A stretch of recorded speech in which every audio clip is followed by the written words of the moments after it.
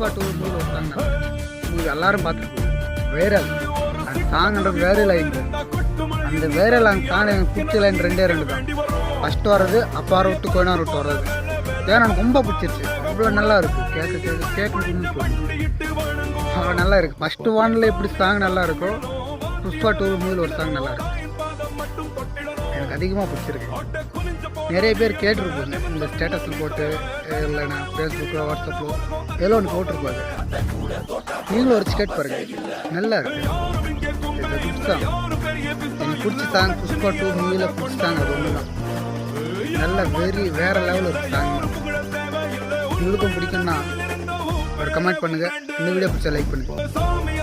Thank you வச்சு அந்த song கொஞ்சம் அப்படியே கேட்டு கேட்குறேன்.